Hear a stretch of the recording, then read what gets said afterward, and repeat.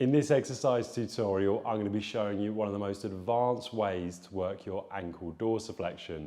So this would be one of the most advanced mobility drills for ankle dorsiflexion that I have on my app.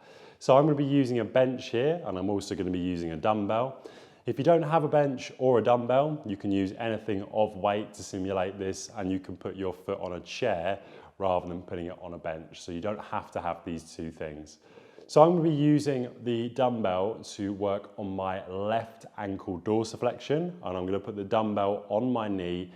I'm going to come into dorsiflexion, and then I'm going to come into pretty much a squat position to try and really challenge my ankle dorsiflexion and get as much stretch in as possible.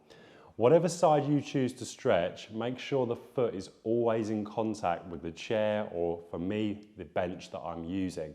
So I've brought this dumbbell on top of the left leg that I'm going to be working.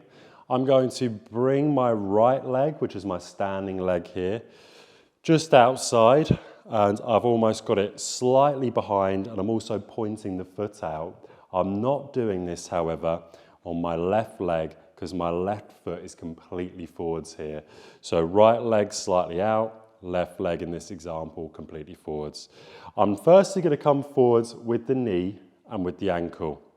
Okay, so when I come into this position, I've got a slight bend now in this leg, and I'm coming into a position, I'll show you on the camera so you can see it, where I'm forwards, I've got this knee beyond the toe, and then in this position, I'm now going to come into a squat whilst I keep coming forwards through my left ankle and then back up. So knee and ankle come forwards, I come into that squat position, my weight goes on my left side and back up. Let me show you on the opposing side for the camera, so I'll still do my left side so you can see now my hip movement.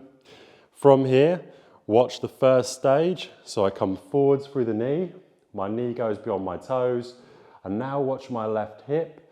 As I come down into the squat and I'm bending my standing leg, I'm really coming into dorsiflexion with that left side. So I'm challenging it as much as possible using that resistance of the weight.